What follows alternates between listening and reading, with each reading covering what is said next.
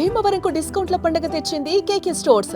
ధరల్లో చౌక. KK stores, PP road, Bhimavaram.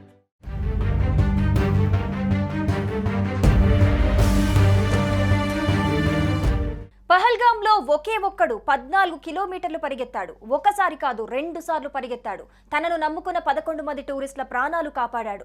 Pahalgam ఉగ్రదాడిలో చాలా మంది తమని తాము కాపాడుకోవటానికి ప్రాణాలు అరచేతిలో పెట్టుకుని పరుగులు తీశారు. కొందరు ఉగ్రమూకలకి ఎదురెళ్లి ప్రాణాలు కోల్పోయారు.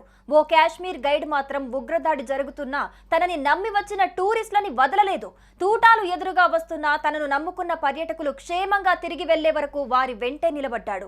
ఛత్తీస్గఢ్ కు చెందిన పర్యాటకులు, వారి పిల్లలను ఓ కాశ్మీరీ గైడ్ తన ప్రాణాలు పనంగా పెట్టి కాపాడాడు.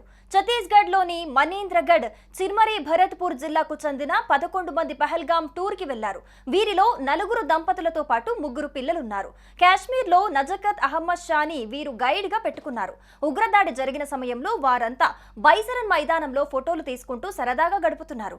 ఇంతలో పెద్దగా కాల్పుల శబ్దాలు వినిపించాయి. టూరిస్టులు తలో దిక్కుకు పరిగెత్తడం గమనించిన నజకత్ వెంటనే అలర్ట్ అయి 3 చిన్నారులను తీసుకొని ఒక చిన్న మార్గం నుంచి బయటపడ్డాడు. ప్రమాదకరమైన కొండ దారుల్లో 1 కాదు 2 కాదు, దాదాపు 14 కిలోమీటర్లు పరిగెత్తుకుంటూ వెళ్లి పహల్గాం సిటీకి చేరుకున్నాడు. అక్కడ సేఫ్ ప్లేస్ లో ఆ పిల్లల నుంచి మళ్లీ వెనక్కి వచ్చి మిగిలిన 4 జంటలను కూడా కాపాడాడు. కాగా పహల్గాంలో జరిగిన ఉగ్రదాడిలో తన మేనమామ కుమారుడు ఆదిల్ ముష్కరుల తూటాలకు బలయ్యాడని నజకత్ ఆవేదన వ్యక్తం చేశారు. తనను నమ్ముకున్న పర్యాటకులు క్షేమంగా తిరిగి వెళ్లే వరకు వారి వెంటే ఉండటం తన బాధ్యతగా భావించానని, అందుకే ఆదిల్ అంత్యక్రియలకు కూడా హాజరు కాలేకపోయానని చెప్పాడు.